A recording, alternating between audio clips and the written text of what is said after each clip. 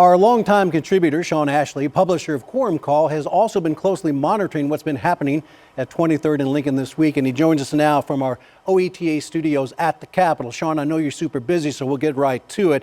Jason's given us the nuts and bolts of where this money is going to be going. At this point, any surprises, and what should we expect from Governor Stitt? Well, the one thing that surprised me was that lawmakers did not take up a bill that appropriated approximately $90 million to the Department of Human Services to fund 10 projects.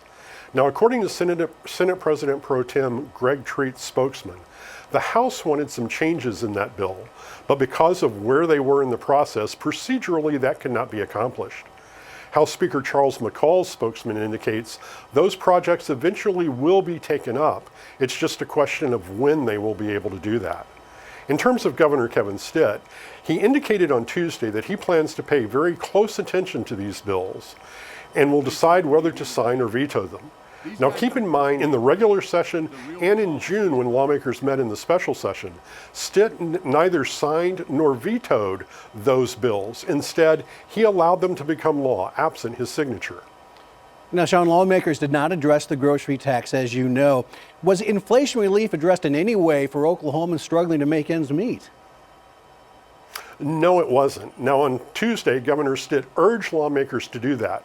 But keep in mind that the proposal to reduce the grocery tax and to reduce the individual income tax are part of the third special session called by Governor Stitt.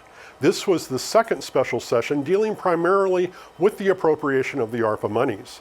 There are a group of Republican lawmakers, however, who are circulating a petition to expand the second special session to include grocery tax relief.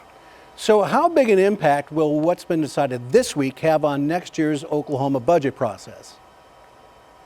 You know, that's really an interesting question because I think it's a matter of what we will not see as opposed to what we will see. Much of this money goes to fund projects at state agencies as well as nonprofit entities. It also goes to make repairs to state buildings and in some cases even build new buildings. These are things normally we would see state agencies requesting funding for through the appropriations process.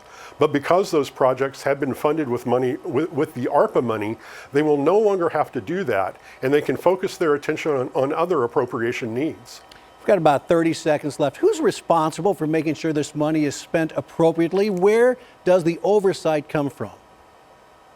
Well, really, it's a multi-layered process. First, the agency that receives the money, whether they are spending it themselves or passing it on to a nonprofit entity, will have responsibility for it.